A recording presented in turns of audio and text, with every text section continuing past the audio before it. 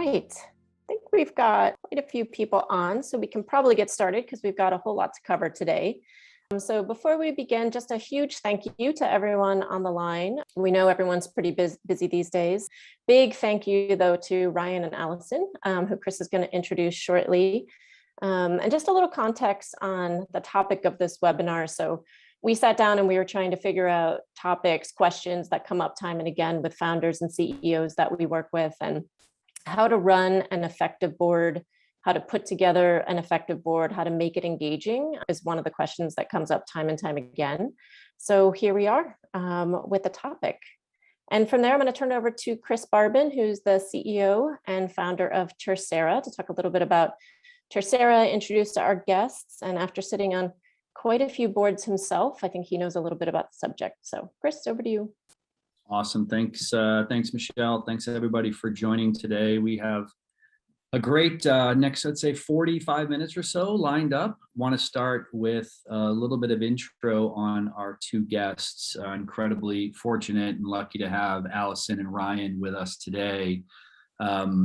Connected by one of my good friends and former board members myself, Jeff Richards. So thanks. Shout out to Jeff for connecting us here today. So as Michelle said, we get a lot of questions around not just building, but running a great board of directors. Building is one thing, running and managing is very different. And we've got two experts, two incredible entrepreneurs that are going to share their perspectives today. Allison Pickens, who is the founder and investor in the New Normal Fund, doing some really interesting work with the new fund, but also has some great board experience at DBT Labs, Commvault, former board member at eCompliance, Rainforest, wrote a book on the customer success economy, former COO of Gainsight. Also, though, has some great experience with venture, private equity, the likes of Bain and Bessemer, BCG. The list goes on and on and on. So really, really excited, Allison, to have you. Thanks so much for joining. Thanks for having me. And Ryan, good friend of mine, founder and CEO of Electric, building an incredible company alongside of Jeff Richards as well. Formerly operations and strategy at Groupon, EVP co-founder at Swarm Mobile, GM over at USA Today, and was the founder and president of Eastern Front. But also have to do the shout out to, he's also a pretty badass mountain biker. I have found myself trying to chase him through the woods despite the peril it has put myself in. So it's Ryan, a dangerous game to play, especially chasing you, which I learned quickly not to even play it. So great to have you on, Ryan. Thanks for having me. All right, so we are going to spend the first kind of 25 to 30 minutes. I guess I'll do a little bit of an intro on Tercera. Then we're going to spend 25 to 30 minutes on kind of three things. We're going to talk about architecting your board. We're going to talk about managing your board for success. And then we're going to talk about navigating conflict with your board. We've got some questions and we're going to go a little non-traditional. It's not going to be the, Allison, what do you think? Ryan, what do you think? We're going to do a little bit of rapid fire to keep it fun and interesting. Please, if you have questions, comments, we're going to take them. We're going to spend probably 10 to 15 minutes taking those towards the end. So write them down, think about them, but we do want to give you all a chance to fire away questions at myself, Allison, and Ryan towards the end of the session. Before we dive in, a little bit on Tercera. We are a new firm, a growth-focused investment and advisory firm, and I like to say we're focused on three things: capital, counsel, and connections. We're about a $225 million fund. We've made 3 investments so far. Our unique focus is professional services. Lots of venture and private equity don't like services. We love services. We love people. And we think capital is the easy part. We think providing great counsel and connections is the hard part. And so really, really thrilled to be here. Part of our council are these thought leadership series and some of the content that we're providing.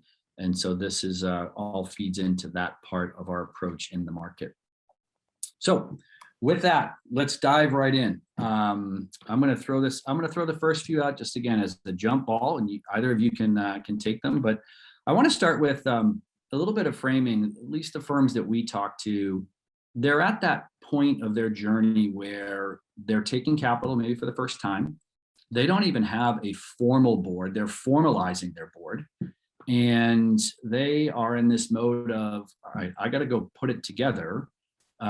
It's been just me and my co-founder. How big should it be? And what types of people should I put on it? Everyone talks about the independent board member. So I want to start with the first question of like, how big should the board be, and how do you go find your first or second board member? Well, it's so situational. I guess I'll preface it by saying that. Like in my case, I've started 3 venture-backed companies, and in every case, we established a board because we were taking our first outside capital, and one of the requirements of the new outside institutional investor was to take a board seat. So we formed the board. In my first 2 companies, it was myself and my co-founder, and then the board member representing the new investor. And in both cases, both of those companies were acquired before we ever got to a size where the board had to be any larger than just the 3 of us. When I started Electric, didn't have any co-founders, and I went in a kind of a non-traditional approach. I started with a 5-person board. And the reason I did that was, without other co-founders, I felt like if I'm picking the right investors and I pick the right people around the table, I can actually use my board as a source of strategic thinking, as kind of a panel that I can bounce ideas off of. The devil's in the details there, though, because if you don't pick the right people, then you're just basically going to have a whole bunch of part-time bosses. And so, but in my case, we had 2 great investors in New York City who co-led our seed round. We had Brad from Primary Venture Partners and Mike Brown from Bowery Capital. And so they each got a board seat. And as a 5-person board, what we did was we set it up where I had the other 3 seats. But because I didn't have any co-founders, I had 2 independent seats that I could name. And so for the purposes of just keeping the overhead of the board manageable in the early days, I named 1 independent. It was actually my co-founder for my first 2 companies. He was running a totally different company at the time, but it was my first time as a CEO. So my 3rd time starting a company, but first time as CEO. So I basically felt like having the board set up like that was optimal for me, at least in the very early days of the business, because I had 2 great investors who both knew each other, who I'd known for a while, who I trusted. And then I had my co-founder who knew me arguably better than anybody else on the planet, my co-founder for my first 2 companies, who wasn't formally involved other than his board seat in the 3rd company, who I think, I felt like at the time could provide some really good guidance on me evolving from just being a founder to actually being a CEO, because he had done that, before in earlier companies. So that's what we did. I mean, I'll stop there. I'll come back to this probably later on. That worked really well until it didn't. But for about 12 to 18 months, it was perfect. Yeah. Oh, I want to. You make it sound like very structured. It just kind of happened overnight. Maybe Allison, maybe like the timing to put your board together and how thoughtful. I like to use a scenario like sometimes you take a lot of money from somebody and they say, "Here's your independent. Like, here's a great candidate." And I'm always skeptical a little bit of that. Like, oh, that's going to be their person. Like, it's not truly independent. Any thoughts on like speed to build your board, and again that the nature of that independent and how you think about that as your first board member? Yeah, what I find is that founders are often looking for an independent for a few particular reasons. One common reason is because they feel like something's missing from the conversations they're having in their board meetings. This can often happen if the investor who took the board seat doesn't have operating experience, and so primarily what you're talking about is metrics, and maybe the examples they have from other portfolio companies aren't as relevant. So you're spending all this time preparing for a board meeting. You have them with some frequency and often more frequently in the early days, but you feel like you're not maybe getting as much out of it. So sometimes people say, well, I'd like an independent because I'd like someone with operating experience, or maybe I'd like to put a customer on my board and have the voice of the customer in the conversation, or someone who's an expert in the industry. Another reason why people sometimes look for independence is because they, I think like kind of subtly want to make sure that VCs are not gaining too much of a majority of the board. And it's nice to have someone who truly like emotionally is independent. So going back to your question about, what if a VC recommends an independent? I think they're often doing that with wonderful intentions, and often the independents they're recommending like don't have a strong affiliation with the VC firm. VCs tend to have great networks, but I wouldn't ignore a candidate like that.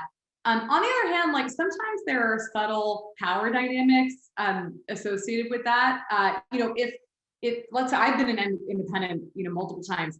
If a VC sort of introduces me to a founder and says, Allison, I think you should consider joining this board, I might feel a little bit of, I don't know, kind of like natural obligation to that VC, right? Like, there's kind of a relationship component there.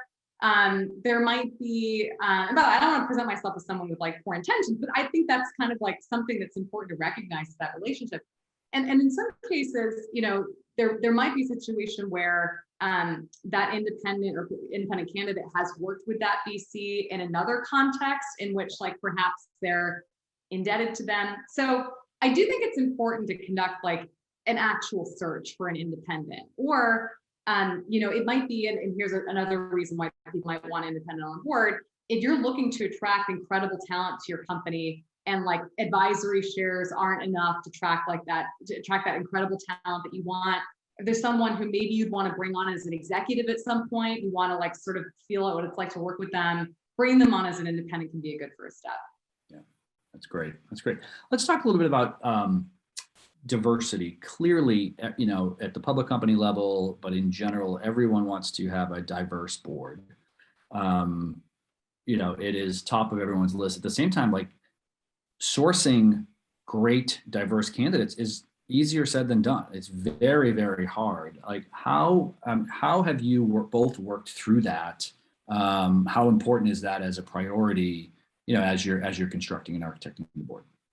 I can start on that one. So actually, this is another reason why there have been a ton of board searches launched recently. I think especially somehow like the year of 2021 is the year of hiring independent board members who come from diverse backgrounds. Like, there's so many board searches that have launched like specifically with that intention. And actually, there are a lot of organizations that you can work with to track diverse candidates because it's become such an important like societal topic. Allraise, it has launched an initiative this year. Previously, they started out focusing on like getting more diversity into the venture capital community, but they've now kind of added on this like independent board director initiative. The Board List, Athena Alliance, Him for Her, these are all organizations that help you bring, I think actually with a focus of women on your board. Certainly, like at least in my personal opinion, like there are many types of diversity that are important. And I think increasingly people are, focusing as well on race, ethnicity, other sexual orientation, like other factors. I'd say it's actually like if it was hard to do that before, it's now kind of served up to you on a silver platter. So I'd say if you're looking for diversity in your board, like just contact one of these organizations and they can help you with it. I'd say like I'm not an expert on diversity, but like one tip would be, think about your board and your executive team in some ways like together as a group of people that you want to make diverse. That's important because as you grow your company, it's not just you in the room with your board members. You're also typically bringing your executives into that conversation. And there was a point, for example, when I was at Gainsight, I was COO there. We had, I think, 16 people in the room in one of our board meetings, and I was the only woman. There was like, among everyone else was like white or South Asian, basically. And so like, honestly, like looking around, I just sort of felt like, oh, geez, this just feels like kind of an oppressive environment. And keep in mind, those 16 people include like the lawyer, there's a lot of people who tend to be like added to the board discussion over time. So you think about like the kind of dynamic you want to create, how to create a more inclusive atmosphere. Yeah, we ran into this at my last company. Toward the tail end, we hired a phenomenal CFO, Nicole. She's now the CFO over at AngelList. And so we put her on the board, and it was funny because like just the dynamic of it going from being like me, Rudd, and Tom, right? Like my co-founder and the one investor, to like me, Rudd, Tom, and then Nicole.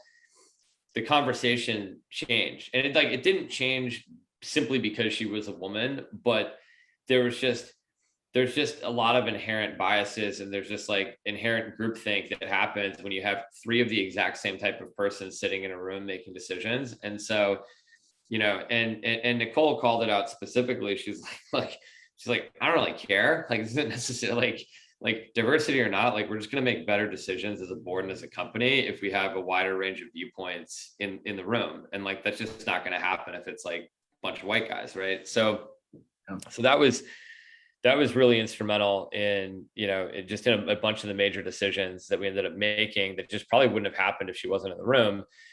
So then at Electric, years later, after I started Electric, we kind of found ourselves on a similar path as I had found at Swarm, where you look around the room and it's like a bunch of white guys. And I think we were all aware enough to realize that like, hey, those same dynamics are at play. Like, we all kind of look the same, like we're all going to kind of maybe make the same decisions. And it was time, just for the sake of like our fiduciary duty to the business, is like have a diversity of points of view in the room. And, what's been super interesting is, we partnered with Allraise at the end of last year, to do an independent director search. And, putting gender aside completely, like we found what I believe is objectively the best independent director we could have found for our business at that time, regardless of, take any altruistic kind of bent out of it. Like, this was just like the best call for the business that we could have made. However, the diversity part of it was also super important, because then once we had brought on Emmanuel Scala, she's the SVP of customer success at Toast. But it was just like, it just injected a totally different dynamic into the conversations happening at the board level. But separately, it sent a really strong message to, the hundreds of women who work at Electric, saying like, hey, there's someone like you all the way up on the board level. Diversity doesn't just stop at the management team. And so that also sends a really strong message to the candidates that you're going to hire. Love it. So let's talk about board observers, like all things board observer. Allison, you made a great point that you were sitting in a board meeting at one point that had 16 people in it. There's something to be said for a small, effective board meeting. But oftentimes you'll find recommendation for lots of board observers, information rights. And I think as a young founder, you're like, wow, what do I do with all this? How does this fit in? I guess jump ball on like tips and tricks to managing board observers. Yeah. Well, interestingly, nowadays, the funding environment is obviously very different from what it was a couple of years ago.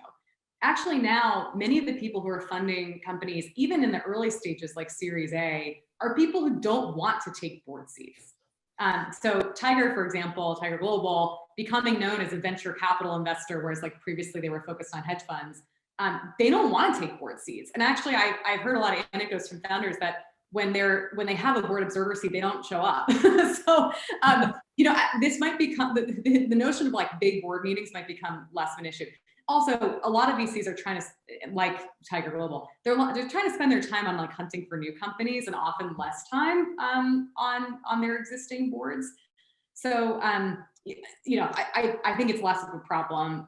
That being said, I think it's worth trying to achieve two things. One is in the early days, having less overhead, as you noted, but also, creating a forum for where you can solicit opinion from the key stakeholders for the business, right? Because, it could be that someone isn't showing up all that much to board meetings, but that maybe a couple of years from now, there's some big decision that needs to be made, and they're going to have a strong opinion on that.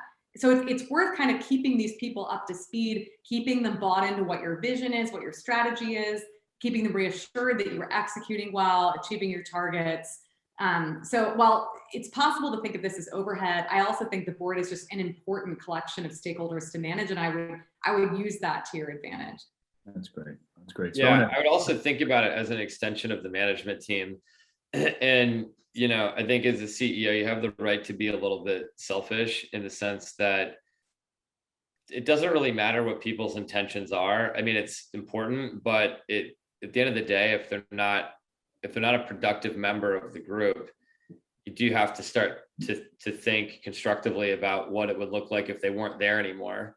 And so, without naming names, I fired a board member. I fired 2 board members from Electric, 1 independent and one preferred. I guess firing is kind of a strong term, but at every round, you sort of have to look at the composition of the board and say, like, is this the right mix of people for the next, leg of the journey? And I had one early investor who just frankly was starting to be a little bit disruptive, had opinions on things that I just thought weren't just consistently were unproductive and becoming a distraction in the boardroom. And so as we got to a later round, sort of came to the conclusion that seat would be better filled by someone else. In another case, I had an independent who was quite useful early on, but then was just kind of taking up space as time went on. And I think he knew that too.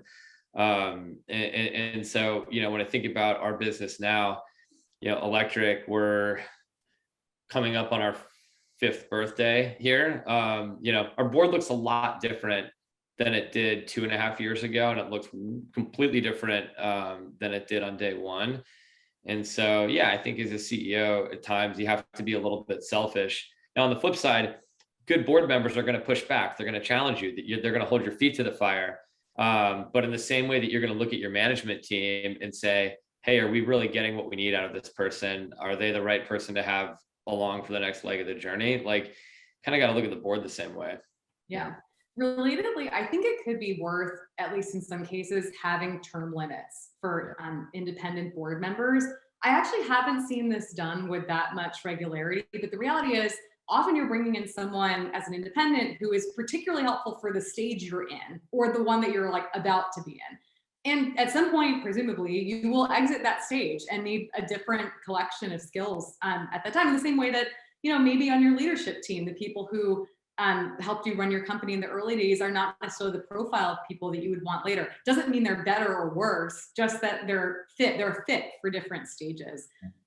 There's also this notion of the alliance that Reid Hoffman from LinkedIn has popularized a bit. He wrote a book on it. The idea is that, your people no longer work at companies forever, right? Like whether they're employees or members, that's not the expectation really anybody has. And so when you're hiring someone, it's good to kind of align on the expectation that this is not forever, that you're going to do a check-in at some point, if it's 12 months from now, 18 months from now, 24 months from now, and have a conversation about like, are you as a board director getting out of this relationship what you were looking for? Are we as a company getting out of it what we were looking for? And if there's some misalignment there, perhaps this isn't the right fit for the future. Actually, like, it might be that firing is not, I think we often think of like firing someone as being kind of a put down to that person. Like it's an offense that we're making. We sort of proclaim that this person is not good, but to me, it's more about fit for what is needed at the time from both sides. So if you think about it that way, it's a lot easier to have these conversations. Yeah, although some people, when they're getting fired, don't think about it that way. But well, it's funny. I had, I've got sort of two related things. One of the first independents that I brought on, well, not first, but an independent that I brought on about 1.5 years ago, we even set it up where he was on a bunch of other boards and he's like, look, I love what you guys are doing. I think I can be a huge help, but I acknowledge that things change. So, we even set it up to where, his equity vested, like there was no cliff, because he was coming in rolling his sleeves up on day one. He's like, look, if for some reason, like we just like hate each other in 8 months, like I think that's unlikely. Like at least everyone can walk away feeling like they got something out of this and worked with the best intent.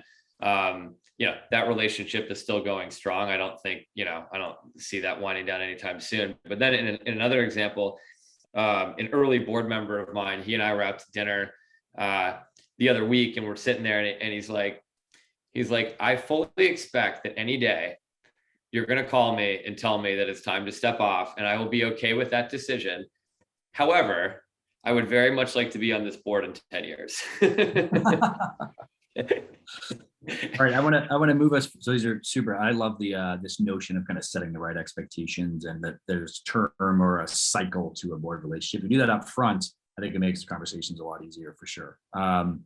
Last one on just architecting the board, and whoever wants to jump in, just committees. I think that's also like you can set up lots of committees as you scale a company, whether it's an audit committee, a comp committee, an M&A committee. I mean, do you support the whole committee structure? Do you try to keep it as flat and everyone kumbaya as possible? But like, what's the right balance of committees? It's a stage thing. Again, right? Like if you're a $5 million business, you have no business like setting up an audit committee and like appointing an audit chair, unless there's like some overwhelming reason why for your particular business you need that. But like, for us, like we didn't, the only committee we have at the moment is a comp committee. Yeah. And we set that up right after the Series B, right around the Series B, mostly because me being like naive and inexperienced as a CEO, I lobbed out an offer to a candidate, to an executive at like way above market, just because I thought that's what you were supposed to do to land the big candidate.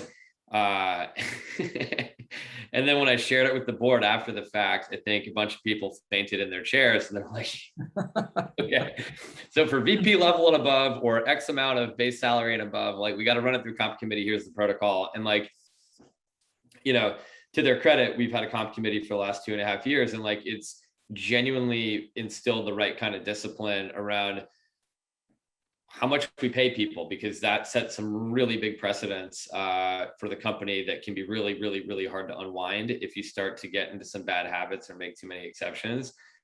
At the size we're at now, and we set our comp committee up when we were roughly like a $5 million revenue business, because that's when you're really starting to bring in more seasoned, upper management. And then I think now toward the end of this year, we'll set up an audit committee, but we'll be a $40 million ARR business at the end of this year. So that's more appropriate, I think, for our size now than it would have been back then. Okay. Allison, any other supporting or contradictory thoughts? Comp committee is usually the first one to be set up, and mostly it's just a way to delegate things so that the entire board doesn't have to pay attention to everything. Right. All right, let's transition to managing your board. So that was kind of architecting, setting it up, if you will, running it, but now managing your board. We're going to go to this rapid fire. Answers must be 30 seconds or less. We'll do both of you. This should be fun. We'll get a lot of content out this way. Frequency of board meetings. How often? Allison?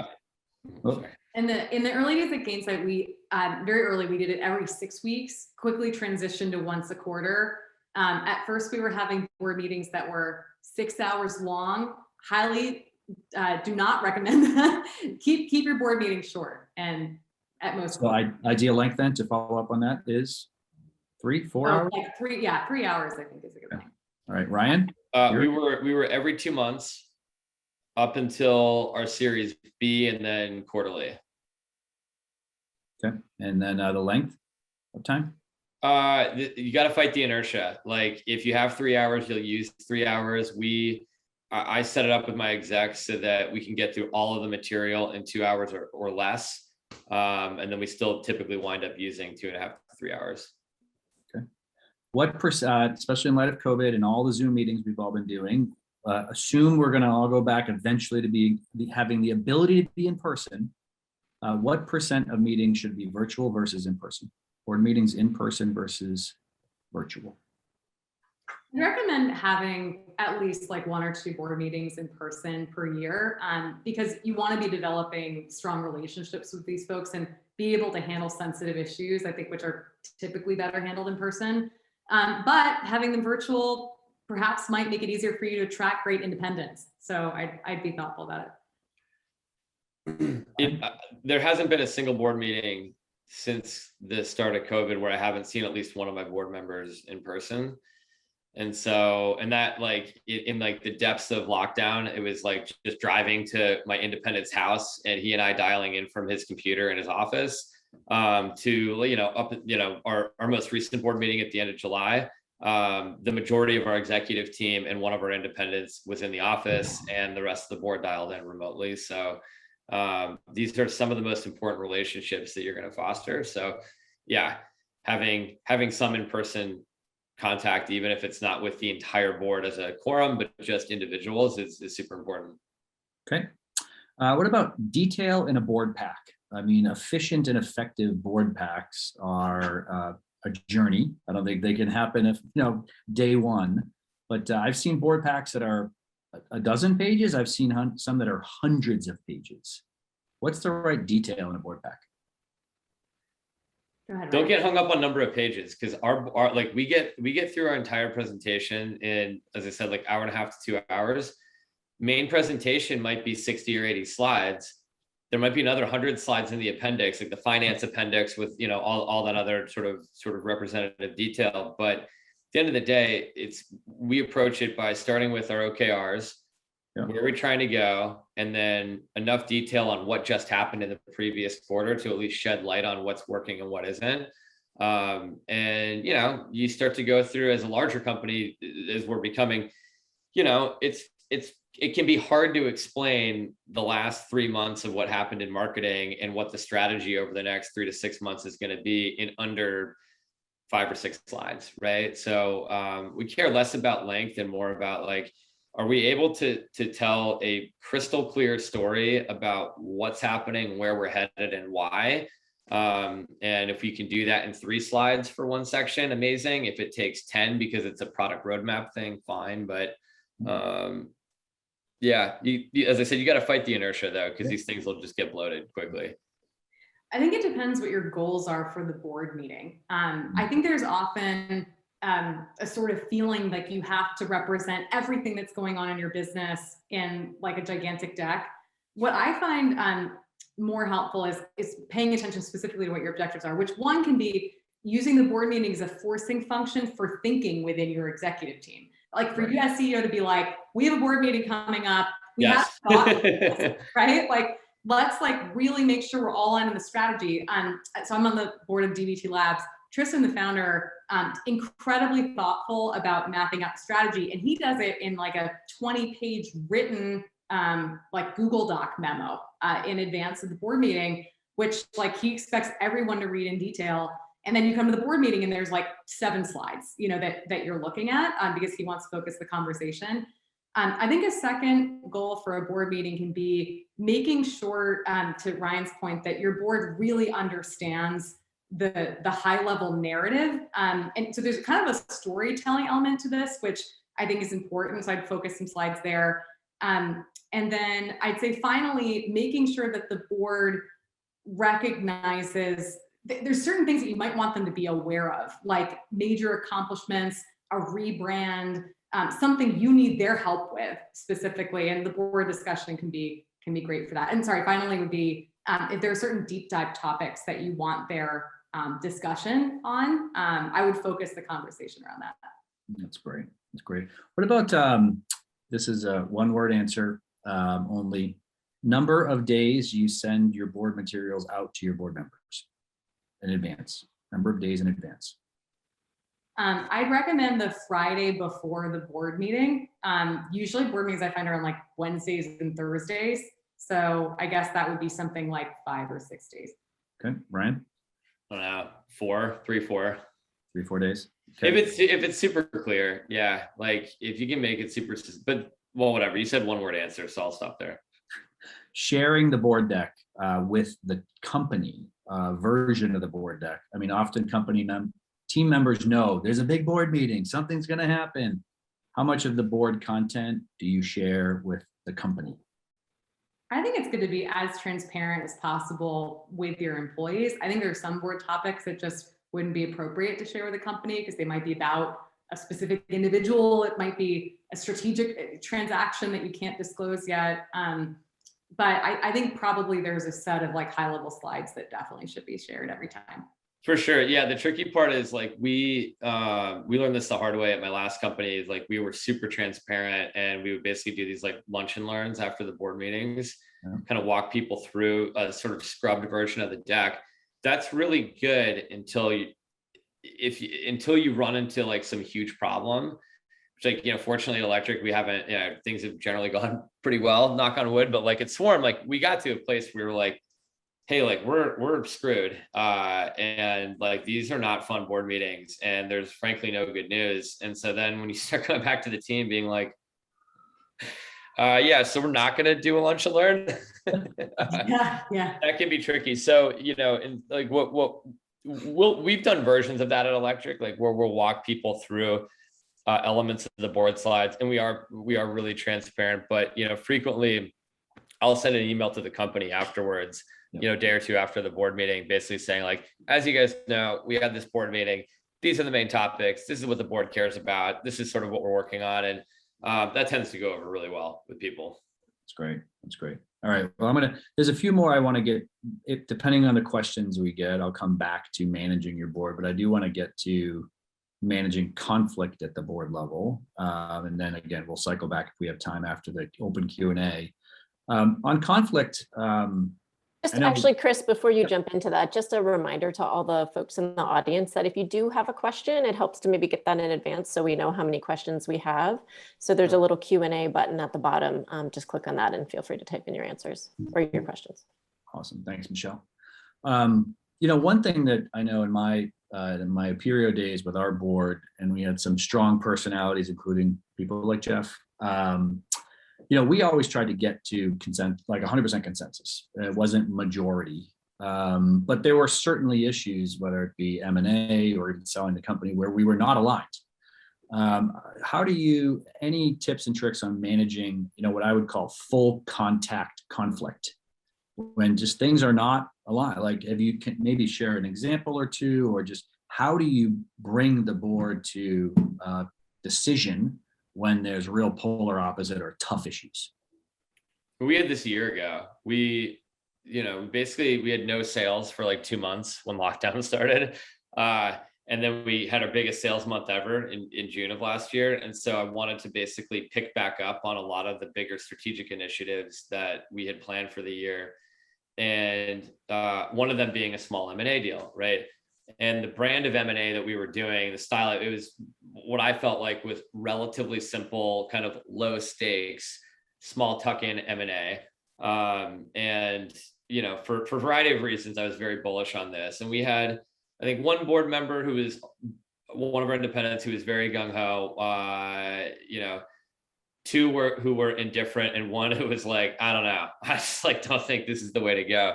So in some ways, it was actually kind of like the worst dynamic in that regard, in the sense that like, it wasn't like you had half the group pounding their fist on the table to say yes and half being like, absolutely not. It was like, it's like a bunch of lukewarm, you know, and so that was one of those cases where I was like, I know in my heart of hearts, like, this is the right call for the business. I know that the downside is really low. I just have to get the rest of the group there. And so I think what we used to do wrong in my previous businesses is we would convene a bunch of board calls with a bunch of people on the phone at the same time. And like that, in my experience, is generally not as effective as if there's a variety of opinions in the room. It's usually you're not going to get everybody rowing in the same direction if you just throw them all in a conference call. And so having a lot of one-on-one conversations, listening, hearing people out individually. What are your concerns? Why don't you like this? Okay, got it. Click. Next guy, right? You kind of work your way down the list until eventually what I wound up with was like a very different picture of why certain people weren't excited about this thing than what was coming out actually in the boardroom. And so ultimately what we were able to come back to is I was able to kind of hone in on what were the things that would need to happen in order for at least some of the detractors on the board to at least be okay with us trying out one of these deals. Fast forward 6 weeks later, we have our board meeting, and effectively that's where we landed. You know, the board said, hey, look, let's do this deal. Let's make sure these are the terms that we stay within.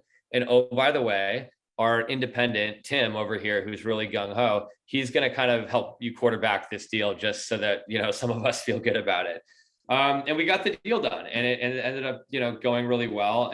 But I think for me, it was just a huge lesson in kind of politics is the wrong way to put it, because I think that sort of gives it a bad name. But like, there's just a lot of stuff that me as CEO had to do in the background to just lead everybody to sort of the answer that we wanted. Yep. So avoid. I was just going to chime in very quickly. I think that deliberate communication can be so valuable. I don't have much to add on that part, except it can often be useful to leverage an independent to help convince the board as well, if you find that you're not aligned with your VCs. Yeah. Yeah. I find the whole, the series of one-on-ones, refine. But I agree with you, Allison, on the independent piece can be very, very big. That's one of the reasons you have the independent, is to have that isolated perspective or clean perspective in many ways. So transitioning to open questions. Again, as Michelle said, let's, if you have any, feel free to, I guess, is it all push through the Q&A, Michelle? It is, yeah. So there's a Q&A button on the bottom right, but we have one already. If you want me to read it out. Sure, go. So this kind of goes back to the independent board member and compensation discussion. So any thoughts on independent board member compensation, equity versus cash, specifically for a company with about 10 million in operating profit? This is a tough one. I know there are databases that help you look at benchmarks. I think that might just be the best way to get an answer to that question. Any thoughts, Ryan? I can really only speak to sort of venture backed businesses. At least Series A through Series C, cash comp for board members for independents is pretty rare. So it's almost always equity, but there's really good established equity benchmarks for, what you offer someone for the seat. So these are, there's enough industry norms that you can go find. That's great. Here's another one from Mark Wenzel. At what point does an advisory board start to make sense? Any thoughts on integrating that feedback at the board level? I think you can have an advisory board completely independently of your board of directors. The fact that it's called an advisory board, actually, I think there's a bit of a inflation in there, or maybe misnomer. I think it's good to have a collection of advisors who help you, and it could be a good idea to get them together once in a while, especially if they're customers. I actually think having a customer advisory board is a very important and different thing from advisors who help with functions or managing the business. I don't think you need to integrate it with your board meeting. Yeah, I think too many early stage startups go out of their way to build some slide in their presentation with a bunch of pictures of people with really impressive resumes and be like, these are all advisors. And no one cares. The reality is that's just if they're helping you, that's amazing. But I just think, particularly a lot of first time founders just put way too much emphasis on, look at all these high flying advisors that we have. And I think at the end of the day, the best thing in my experience, what I found is, people who have a genuine interest in helping you and helping your business, they're going to respond to your emails. They're going to hop on calls and give you input on things when you want it, whether or not they have any sort of formal connection to your business. And once you see that relationship starting to develop, then it can make sense to extend some sort of kind of formal offer for them to advise and get some equity in return. Yeah, I think, Allison, your point on the customer advisory board is so valid. Having an effect, putting calories into a highly effective customer advisory board, multi-year commitment, multi-meetings a year, really helping or having them help you shape your own company strategy. I know for us at Aperio, it ended up, those relationships were critical to when we exited the company. They were the acquirer ended up speaking to all of them And we had built very, very deep relationships with them. And that was a very helpful construct for us. But you could do a 45-minute call just on customer advisory boards. Totally. Very, very powerful tool. And so that as a set of investor calories there, not the advisory board, if you will, I think is, time well spent. That's great. Well, we don't have any more questions in the queue right now, but I know you had a couple last ones to end with. We're at 1:45, so maybe 2 more minutes. Yeah. So I guess instead of going to the list of questions, I guess, both Allison and Ryan, any just kind of closing thoughts, tips, words of wisdom to, again, kind of a lot of the folks we're talking to at that kind of 10 going to 30, 40 million of revenue as they're forming their board for the first time. Any other words of wisdom that we might not have covered? I think the main thing is, as a founder or CEO, make the board useful for you, right? You don't have to think of it as like reporting out to your boss once a quarter. Make it so that you're in charge, you own it. Yeah, I can agree more. I would say, 2 things. Like, my relationship with my board members changed positively, materially and positively around 2 years ago when I just started communicating very, very regularly on the biggest topics that I knew were on their minds, rather than like psyching myself out to have these like big formal update calls with each board member. And instead it was like, hey, I know that Jeff cares about like this and this, so we had a really good week. I'm going to shoot him a text. Hey, retention's looking like this, or hey, we just landed that hire, or hey, I'm just going to forward our sales forecast direct from my head of sales to the entire board and say, hey, everything's looking great for Q3. Just wanted to keep you in the loop. And like, just everyone needs to find their own rhythm. But what I found was that I knew my board would tell me if they thought I was getting annoying. And that was 2 years ago. And they've never told me that it's annoying. In fact, they tell me all the time, they go, look, these little updates that you're just lobbing out here left and right, we feel like we can be more helpful. We feel informed, and it gives us way more confidence in you and the team. So just investing in that cadence, but also not making it a bigger deal than you think, than it should is super important. Yeah. I mean, my I guess probably one of the things that I got a lot of leverage out of was just connecting my board with my directs also, like lining up somebody who is great at sales with my head of sales, right, my head of audit with my CFO, my head of delivery, with our key operator. Like, that just gave me a level of scale and them a level of confidence where I didn't have to be the touch point for all of that. Yeah, because then the executive side, because they're getting more board exposure, they're effectively getting like a new mentor out of it. But separately, there's going to be some things where you have a message that you want to have delivered, and it's way better coming from someone else who's not you. Yeah, that's totally right. Another little fun thing we did was our board dinners. We would rotate people we wanted to recognize. We would bring them to the dinner. We would kind of call them out and hype them up. And the amount of trust and loyalty you build in your company, getting them exposed in a recognition type of fashion was, very, very powerful as well.